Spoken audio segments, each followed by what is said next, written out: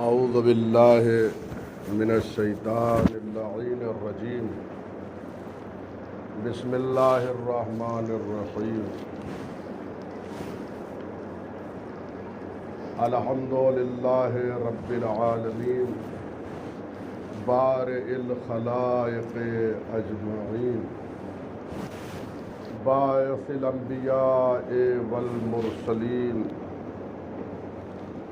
والصلاة والسلام والتحیۃ والاکرام علی حبیبہ وخیرتہ حافظ سرہ ومبلغ رسالاتہ ابی القاسم اللہم صلی علی محمد وآلِ محمد وآلہ الطیبین الطاہرین المعصومین المظلومین لا سیما بقیت اللہ فی الارضین روحی وارواح العالمین لتراب مقدمہ الفداء واللعن الدائم علی اعدائہم اجمعین من الآن إلى قیام یوم الدین اما بعد اوصیکم ونفسی بتقوی اللہ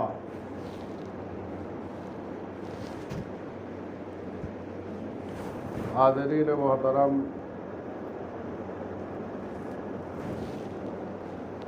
میں آپ کو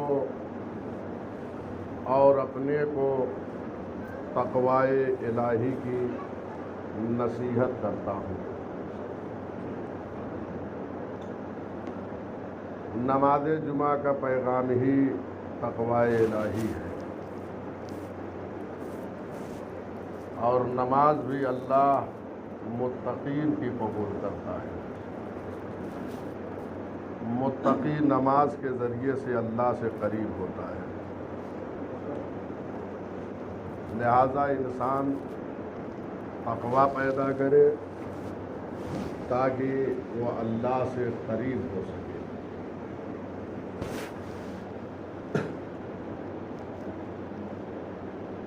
ایام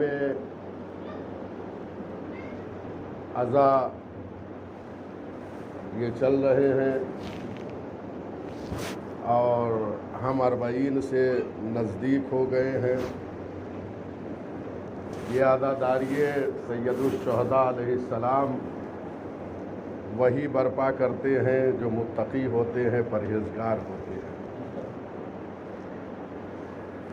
ہر ایک کی قسمت میں یہ نہیں ہے۔ اللہ نے ہمیں منتخب کر لیا ہے امام حسین علیہ السلام کی عزاداری کی۔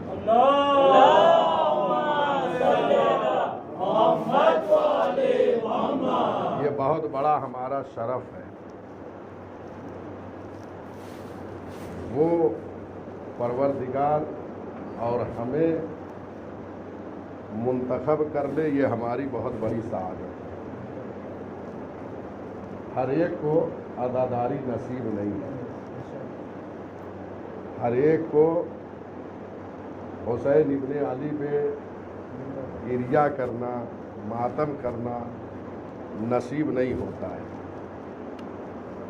یہ ساری چیزیں نصیب والوں کو نصیب ہوتی ہیں، جن کا نصیب اچھا ہوتا ہے۔ اور نصیب کس کا اچھا ہے؟ وہ حسین کے عزاداروں کا ہے۔ لہذا ہم ماتم کرتے ہیں، مجلس کرتے ہیں، گریہ و زاری کرتے ہیں۔ یہ اور بات ہے، دنیا اعتراض کرتی ہے کہ انہوں نے خود قتل کیا ہے اور رو رہے ہیں، آنسو بہا رہے ہیں۔ تو بھائی ٹھیک ہے، اگر ہم نے جو ہے قتل کیا ہے، ہم رو رہے ہیں، تو آپ کو درد کیوں ہوتا ہے؟ اس کا مطلب یہ ہے کہ ہمارے گریے کے ذریعے سے ظالم بے نقاب ہو رہے ہیں، اسی لیے انہیں ایک درد یہ پیدا ہو رہا ہے کہ یہ جب تک گریہ ہوتا رہے گا ظالمین بے نقاب ہوتے رہیں گے، ہر زمانے کے ظالمین۔ یہ عزاداری سید الشہداء یہ ہمارا مسلسل ایک احتجاج ہے. یہ ماتم، یہ مجلس، یہ نوحہ خوانی، یہ مرثیہ خوانی، یہ عزائے سید الشہداء میں شرکت کرنا، یہ جلوس لے کر جو ہے نکل جانا، یہ سب احتجاج ہے. اور اگر احتجاج نہ ہوا ہوتا تو یزید کو بھی صحابی رسول میں لوگ شامل کر دیے ہوتے. اس لیے کہ جیسے بہت سے لوگوں کو شامل کر دیا اور نہ جانے کتنی ایک طولانی فہرست ہو گئی ہے رسول اللہ کے اصحاب کی، بہت سے جعلی اصحاب بنائے گئے، علماء نے اس پر کتابیں لکھی ہیں. تو ادھر بھی اگر یہ صدائے احتجاج بلند نہ ہوئی ہوتی، یہ عزاداری نہ ہوتی تو یزید بھی رضی اللہ بن گیا ہوتا. لیکن یہ ہماری مجلس ہے جو ظالمین کو بے نقاب کیے ہوئے ہے، لہذا اس کے ذریعے سے ظالمین کو بے نقاب کرتے رہیں اور کسی کے اعتراض کوئی پرواہ نہ کرے. اس لیے کہ جب اللہ نے ہمیں چن لیا ہے تو یہ ہمارا انتخاب ہے، یعنی اللہ نے ہمیں منتخب کر لیا ہے. عزاداری سید الشہداء کے 40 سید الشہداء سے ہم نزدیک ہو رہے ہیں. 20 صفر 40 سید الشہداء علیہ الصلاۃ والسلام. اللہم صلی علی محمد و آل محمد. زیارت 40 سید الشہداء کی بڑی تاکید ہوئی ہے. 40 کے دن امام حسین علیہ الصلاۃ والسلام کی زیارت کرنا یہ علامات مومن میں سے ہے، ایک علامت ہے مومن کی. چنانچہ امام حسن عسکری علیہ الصلاۃ والسلام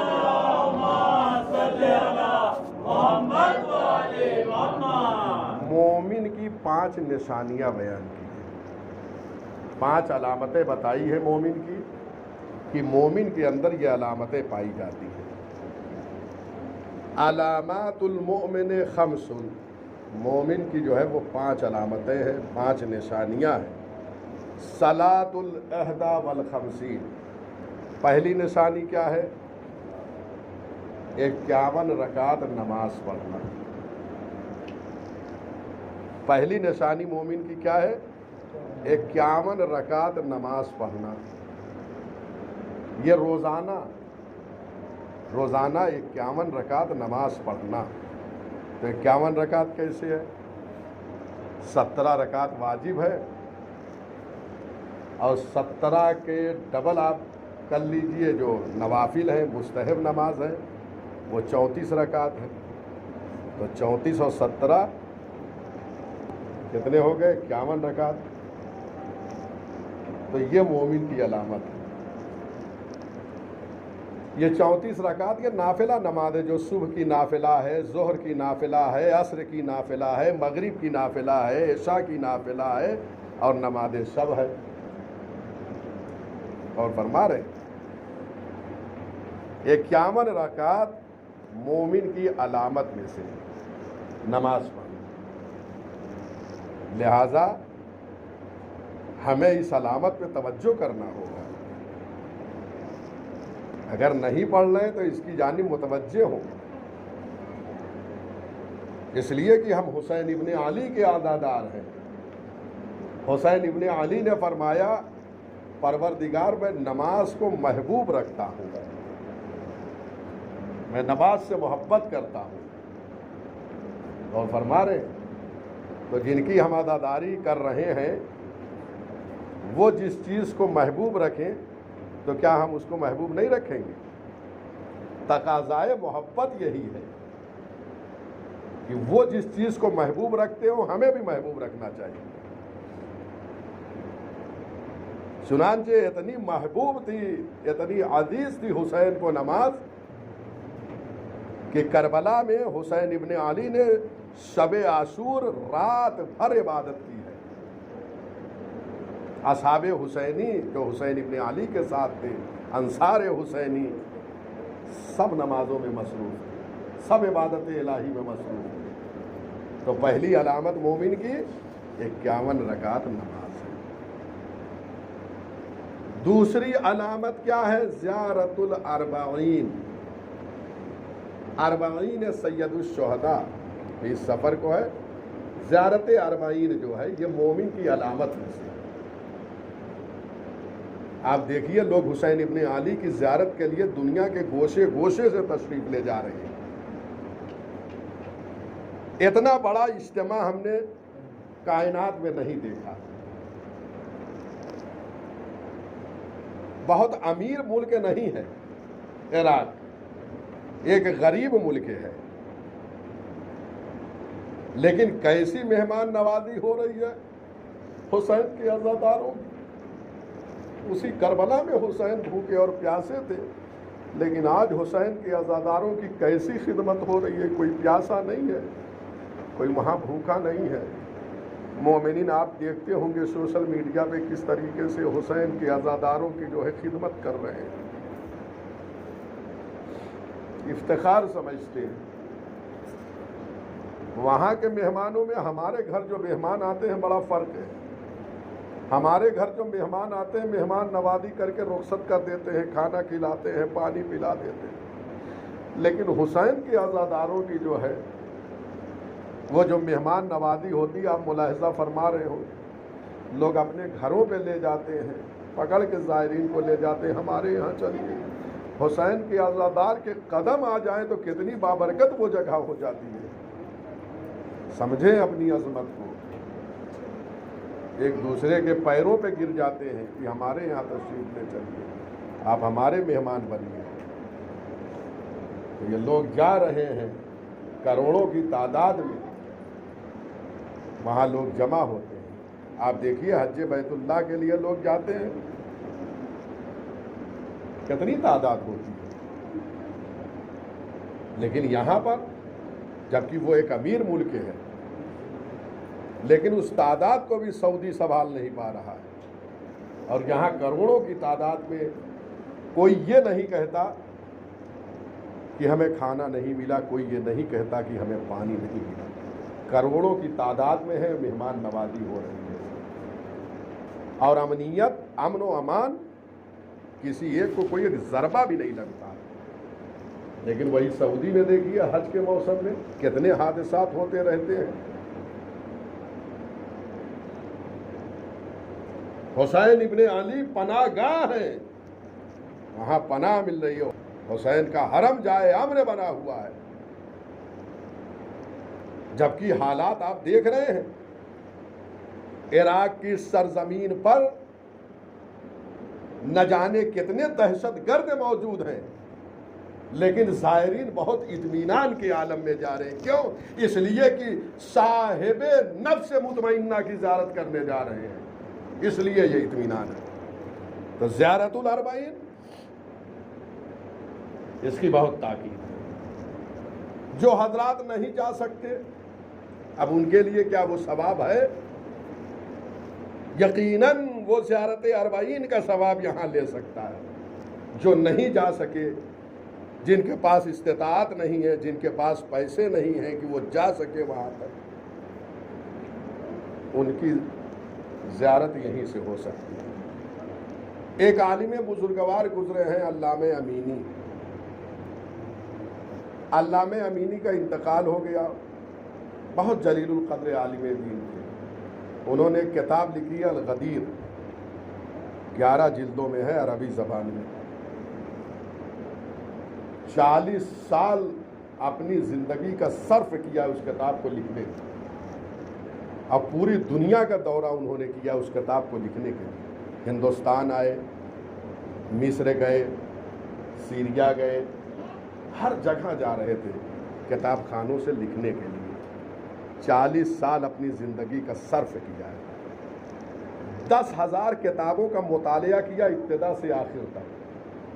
10,000 किताबों को पढ़ा उस किताब को लिखने के लिए, और 1,00,000 किताबों को देखा उस किताब को लिखने के लिए। जहाँ पर गदीर से मुताल्लिक किसी किताब में बहस होती थी तो वहाँ को देखते थे वो। तो इस तरीके से 1,00,000 किताबों में गदीर को देखा। اور 10,000 کتابیں ابتدا سے آخر تک انہوں نے پڑھی. تو یہ الغدیر بھی. ایک دفعہ اپنے بیٹے کے خواب میں آئے. بیٹے نے دیکھا بابا بہت خوش ہیں. سلام کیا اپنے والد محترم کو اور ہاتھ کو چوما. دیکھ رہے ہیں یہ والد کی اہمیت ہوتی ہے. ایک بیٹے کو اس طریقے سے باپ کا احترام کرنا چاہیے. باپ کو سلام کرے روزانہ. اول صبح اٹھنے کے بعد باپ کو سلام کرے انسان. باپ کے ہاتھوں کو چومے. ہاتھ کو چوم کے کہا بابا آپ بہت خوش نظر آ رہے ہیں. آخر جو آپ کی یہ خوشی ہے یہ کس سبب سے ہے؟ آپ اتنا مسرور ہیں اتنا خوش ہیں آخر کس وجہ سے؟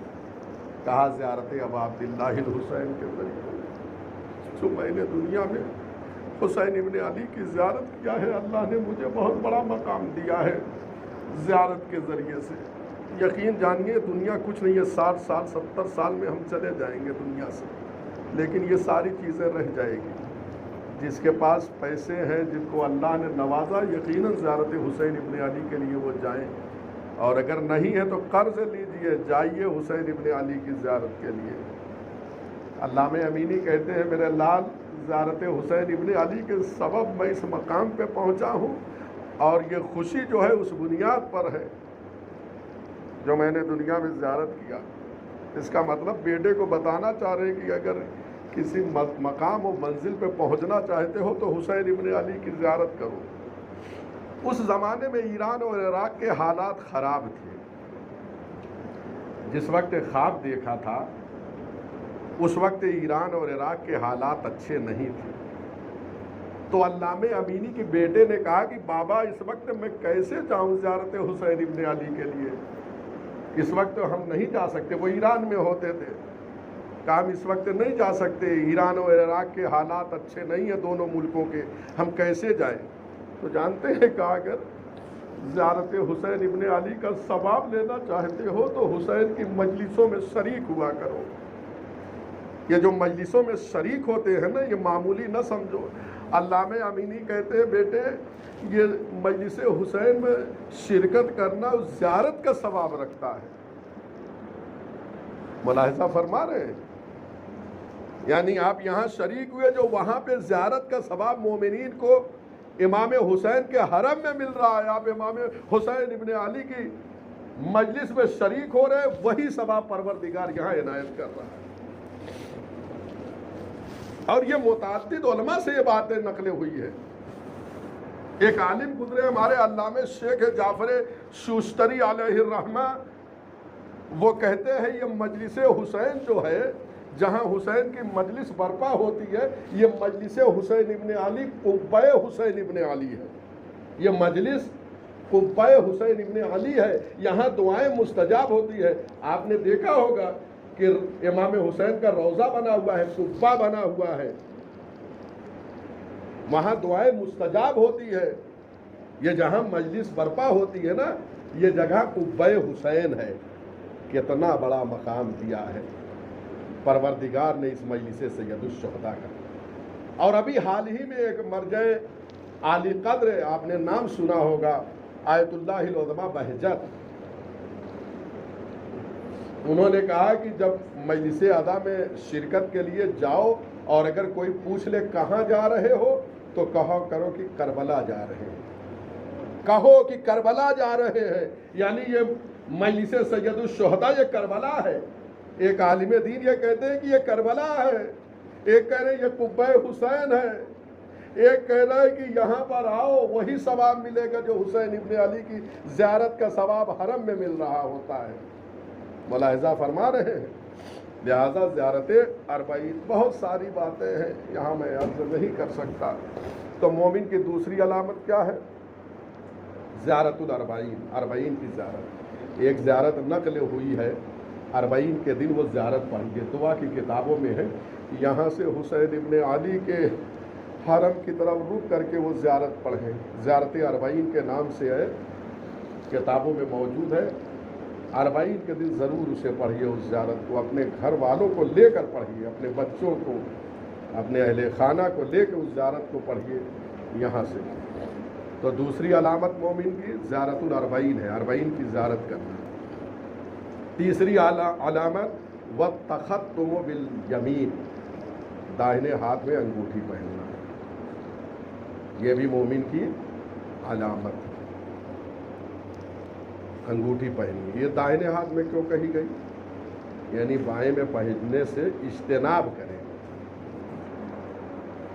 یہ بائیں ہاتھ میں نہ پہنے، ایسا نہیں کہ حرام ہے، نہ پہنے، داہنے ہاتھ میں پہنے، یہ علامت مومن ہے۔ اور فرما رہے ہیں امام نے یہ حدیث مبارک میں کیا کہا کہ مومن کی ایک علامت کیا ہے؟ داہنے ہاتھ میں انگوٹھی پہننا۔ اس کا مطلب یہ ہے کہ بائیں ہاتھ سے پرہیز کریں۔ کیوں؟ اس لیے کہ یہ غیر شیعہ کا عمل تھا۔ امام نے اس لیے کہا کہ یہ غیر شیعہ کا عمل ہے جو اس میں انگوٹھی پہنتے، لہذا امام نے کہا شیعہ کی علامت کیا ہے کہ وہ داہنے ہاتھ میں پہنے۔ وتعفیر الجبین، چوتھی علامت کہ سجدہ کرتے وقت اپنی پیشانی کو خاک میں رکھیں، یہ علامت مومن میں سے۔ اور وہ بھی آپ ملاحظہ فرمائیں کہ خاک اگر خاک شفا ہو اور اس پہ سجدہ کیا جائے تو یہ نور علی نور ہے، نور کے اوپر نور، یعنی پیشانی کو خاک پہ رکھنا۔ آپ کہیں صحرا میں نماز پڑھتے ہیں، روز عاشور جو ہے نماز پڑھنے کے لیے صحرا میں جاتے ہیں، وہاں سجدگاہ کی ضرورت نہیں، وہاں خاک پر رکھ دے پیشانی کو، کیونکہ خاک پہ سجدہ کیجئے۔ لیکن اگر سجدگاہ خاک شفا پر ہو، اس لیے افضل چیز کو ڈھونڈنا چاہیے۔ امام نے کہا چوتھی علامت کیا ہے؟ یہ پیشانی کو خاک پر رکھنا۔ اور اس کے بعد روایتوں میں جو خاک شفا کے لیے علامت ہے، کائنات میں اس سے افضل زمین نہیں ہے، سب سے افضل زمین کربلا کی زمین ہے، لہذا سجدہ افضل مقام پہ ہو، ملاحظہ فرما رہے ہیں۔ لہذا آپ جو ہے، یہ لوگ اعتراض کرتے ہیں کہ یہ امام حسین کو سجدہ کرتے ہیں، یہ ان کی ناواقفیت کی دلیل ہے۔ ایسا نہیں، ہم خاک شفا میں سجدہ کرتے ہیں، اور ہم بھی مٹی میں افضل مٹی کو تلاش کرتے ہیں، افضل مقام پہ سجدہ کرنا چاہتے ہیں کہ جس کے ذریعے سے اللہ سے قریب ہو سکے۔ حسین ابن علی کے ذریعے سے انسان بہت جلدی اللہ تک پہنچتا ہے۔ یہ رکھیے جملہ، انشاءاللہ کبھی میں اس جملے کی جو ہے تشریح کروں گا۔ حسین ابن علی کے ذریعے انسان اللہ سے بہت جلدی قریب ہو جاتا ہے، لہذا یہ خاک شفا اس پر جب سجدہ ہوتا ہے تو روایت میں ہے کہ یہ سجدہ جو ہے خاک شفا پر، یہ 7 ظلمانی حجاب کو پھاڑ دیتا ہے۔ غور کیجیے، یعنی وہ 7 حجاب جو عبد اور معبود کے درمیان مانے بن گئے ہیں، انسان رحمت پروردگار کو نہیں دیکھ پا رہا ہے، جب اپنی پیشانی کو خاک شفا پہ رکھ دیتا ہے تو اس پہ رکھنے کے ذریعے سے وہ رحمت پروردگار کو دیکھتا ہے۔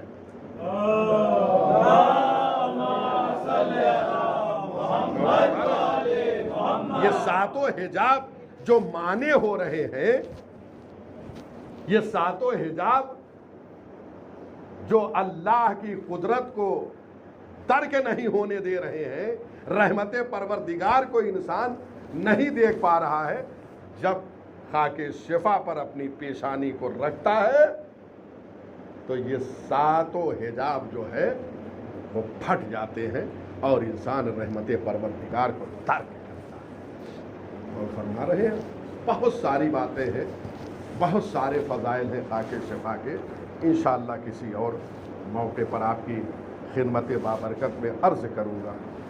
4 نشانیاں ہو گئی، آخری نشانی والجہر بسم اللہ الرحمن الرحیم، बिस्मिल्लाहिर्रहमानिर्रहीम जब पढ़े बुलंद आवाज से पढ़े।